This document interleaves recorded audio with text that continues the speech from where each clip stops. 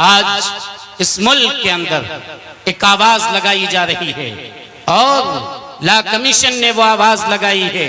पूरे मुल्क से ये राय मांगी जा रही है कि लोग यकसा सिविल कोड के सिलसिले में राय दें। लोग ये बतलाएं कि इस मुल्क में अगर एक कानून लाया जाए, मैं पूछना चाहता हूं क्या इस मुल्क में एक कानून नहीं है? इस मुल्क में तो एक कानून पहले से है। माली एतबार से जो मामलात है वो तमाम का एक है। क्रिमिनल लॉ जो है वो तमाम लोगों का एक है। अगर कोई चोरी करेगा उसको सजा हिंदुस्तान के कानून के मुताबिक मिलेगी। कोई चोरी करता है हम उसका हाथ नहीं काटते हैं। अगर कोई जिना करेगा, बदकारी करेगा, उसे सजा हिंदुस्तान के कानून के मुताबिक मिलती है। हम जिना करने वाले को पत्थर से मार मार कर संसार नहीं करते हैं। क्रिमिनल लॉ पहले से लागू है। माली एतबार से जो मामला है वो तमाम चीज पहले से लागू है। ये मुल्क में पहले से एक कानून चलता आ रहा है, लेकिन चंद चीजें हैं जिसे इख्तियार दिया गया है। और वो चीजें क्या है? वो समाजी कानून है। वो समाज में एक दूसरे के साथ जिंदगी कैसे बसर किया जाए वो आइली कानून है। खानदानी जिंदगी कैसे बसर की जाए, सिविल कोड का मतलब यही हुआ करता है कि हम आपस में शादी कैसे करें, बियाह कैसे करें। आप यकीन मानिए इस मुल्क में निकाह के तरीके अलग अलग हैं। हम और आप निकाह अलग तरीके से करते हैं। आपको मालूम होना चाहिए इसी मुल्क में एक इलाका वो है जहां मामा अपनी भांजी से शादी करता है। एक इलाका वो है जहां चचा अपनी भतीजी से शादी करता है। इसी मुल्क में कहीं शादी होती है 7 फेरे लगाकर। इसी मुल्क में कहीं शादी होती है। एक रिवाज है कि टोकरी में दुल्हन को बैठाया जाता है और दूल्हा अगर उसे तलाश ले तो शादी होती है।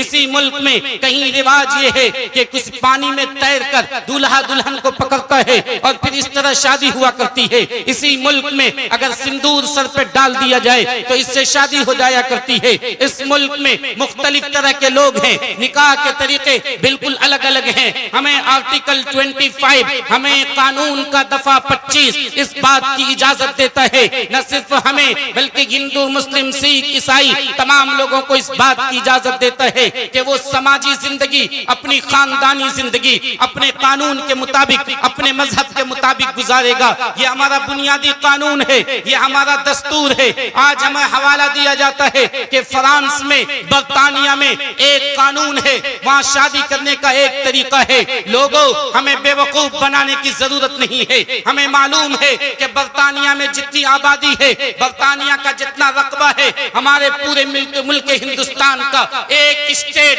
एक सूबा उसके बराबर होगा। इतनी आबादी हमारे बिहार में होगी, उतनी आबादी पूरे बर्तानिया में होगी। हमें बेवकूफ बनाने की जरूरत नहीं है। फ्रांस वगैरह के लोग एक कम्युनिटी के लोग हैं, वो एक मजहब के मानने वाले लोग हैं। इसलिए वहाँ चलता है अमेरिका के गुलामों, तुम अमेरिका का हवाला क्यों नहीं देते हो? अमेरिका का हवाला दो। क्या अमेरिका में एक कानून लागू है? नहीं, वहाँ एक कानून लागू नहीं है। वहाँ हर स्टेट में अलग अलग कानून लागू है, अलग अलग हुक्म चल रहा है, अलग अलग बात चल रही है। यहाँ तक के अगर एक स्टेट के रहने वालों को अगर वो कानून पसंद नहीं है तो वो दूसरे स्टेट वालों से जाता है। मिसाल के तौर पे बिहार अलग स्टेट है, झारखंड अलग स्टेट है, बिहार का अलग ज़ाब्ता है, झारखंड का अलग ज़ाब्ता है। इसी तरह अमेरिका के अंदर चलता है, जहाँ के लोग सफेद फार्म भी है, सियाह फार्म भी है, जहाँ अलग अलग तरह के रहने वाले लोग हैं। ये मुल्क हिंदुस्तान बड़ा अच्छा मुल्क है।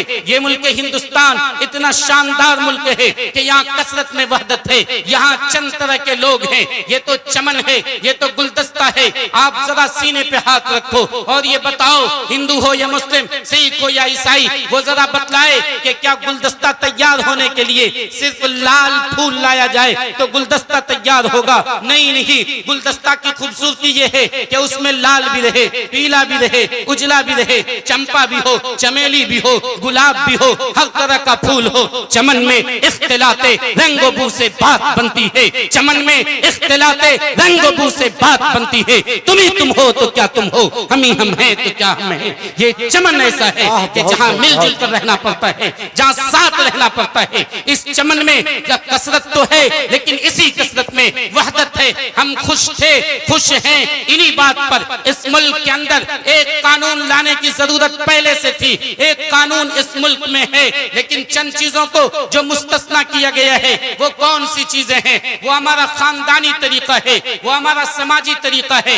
आप बताओ, अगर हम चोरी करेंगे तो मुमकिन है कि मुसलमान गैर मुस्लिम के यहाँ चोरी कर ले, इसलिए उसका कानून वो कानून होगा जो मुल्क का कानून होगा। वहाँ हम इस्लाम के कानून को फॉलो नहीं कर रहे हैं। अगर कोई ज़िना करता है, हो सकता है मुसलमान लड़का किसी गैर मुस्लिम औरत के साथ वो ज़िना और बदकारी कर ले, हम इसमें वो कानून नहीं मानते हैं जो कानून के हमारा मजहब इस्लाम का है। हम तो इसमें मुल्क हिंदुस्तान के कानून को मानते हैं। लेकिन बताओ, अगर हमें निकाह करना होगा, मुसलमान मुसलमान से निकाह करेगा, फिर यहाँ मुसलमान का कानून क्यों नहीं चलेगा? हिंदू हिंदू से निकाह करेगा, फिर यहाँ हिंदू का कानून क्यों नहीं चलेगा? सिख सिख से निकाह करेगा, यहाँ सिख का कानून क्यों नहीं चलेगा?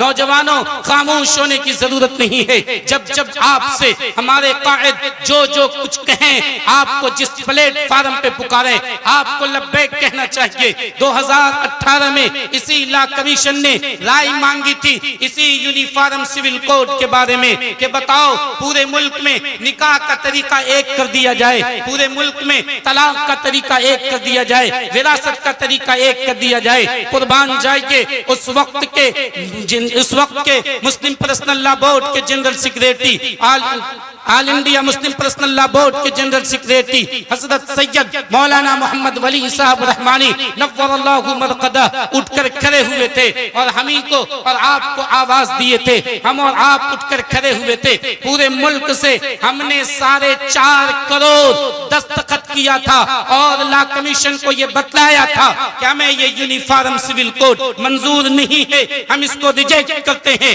हम इसे कबूल नहीं करते हैं। चुनांचे लॉ कमीशन वो मजबूर हुआ था और उसने ये ऐलान किया था कि इस मुल्क में यूनिफॉर्म सिविल कोड की जरूरत नहीं है। लेकिन आपको क्या बताऊं, यहाँ कुछ लोग वो हैं जिसके दिल में चोर बैठा है।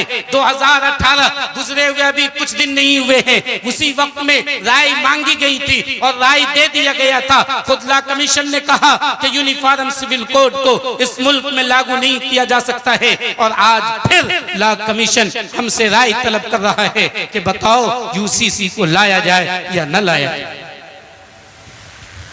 ये आएगा तो क्या होगा, ये आएगा तो क्या होगा, मैं आपको बतलाता हूं। आप मुझे ये बतलाएं, निकाह हम क्यों किस तरह करते हैं? जिस तरह कुरान ने हमें हुक्म दिया है, कुरान ने हमें जो कहा है उसी तरीके के मुताबिक हम निकाह करते हैं। अगर हम उसे छोड़ देंगे, हम उसे तर्क कर देंगे, तो बताइए कि हम कुरान की इस आयत को छोड़ेंगे? गालिब गुमान ये है कि जब यूसीसी लागू होगा तो उत्तराखंड का ड्राफ्ट ये बतलाता है, उत्तराखंड का ड्राफ्ट ये बतलाता है कि देखो इद्दत नहीं होगी, यानी अगर शौहर मर जाए तो बीवी 4 महीने 10 दिन नहीं रुकेगी, वो फौरन दूसरी शादी कर सकती है। क्योंकि उसका फलसफा ये है कि अगर औरत मर जाती है तो मर्द इंतजार नहीं करता है, उसके लिए जरूरी नहीं है कि वो इंतजार करे, वो दूसरी शादी कर सकता है।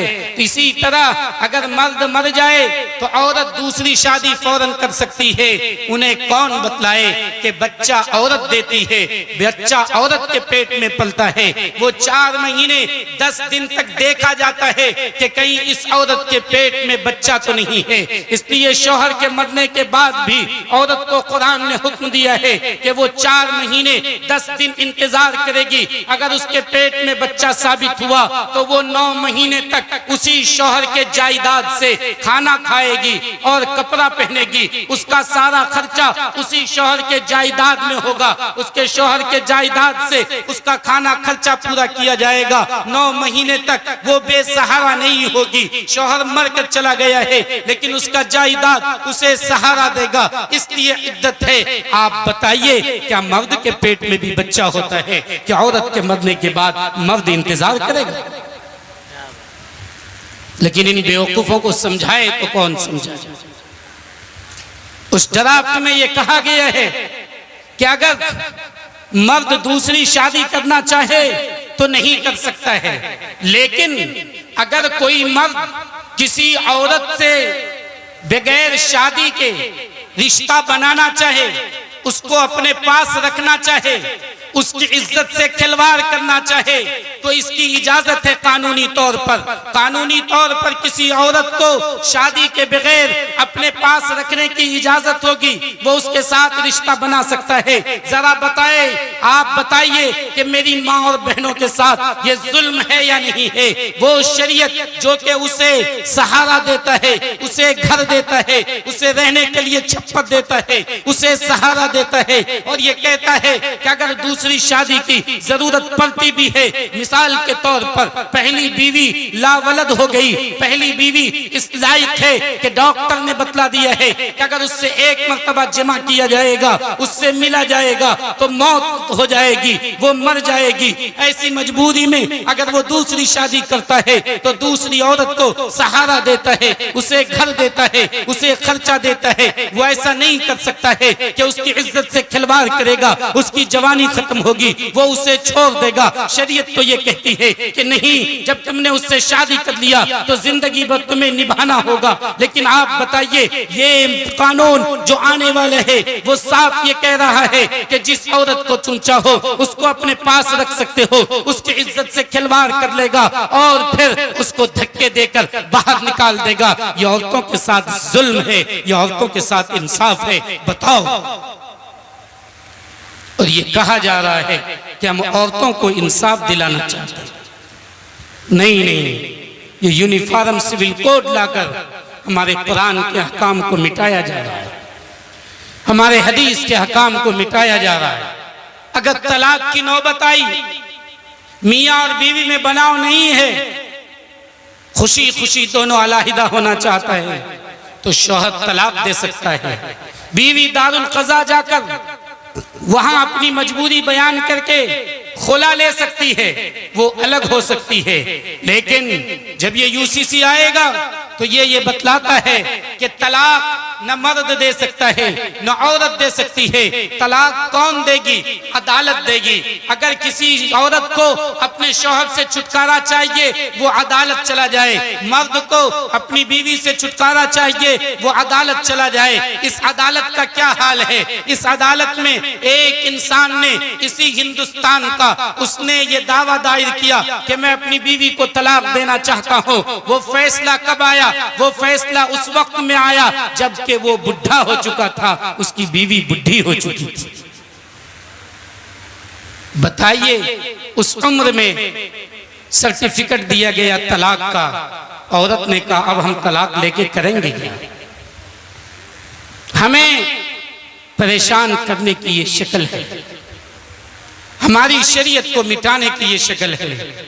जब हमें आर्टिकल 25 इस बात की इजाजत देता है कि हम अपने मजहब पर, हम अपनी शरीयत पे अमल कर सकते हैं, तो कोई ऐसा कानून इस मुल्क में नहीं ला सकता है जो हमारे इस मजहबी आज़ादी को ख़त्म कर दे और इस मजहबी आज़ादी को ख़त्म कर दे। लेकिन इसके लिए हमें जागना होगा, हमें बेदार होना होगा, हमें उठकर खड़ा होना होगा, हमें वो करना होगा जो हमारे कायद कहते हैं, हमें मानकर चलना होगा।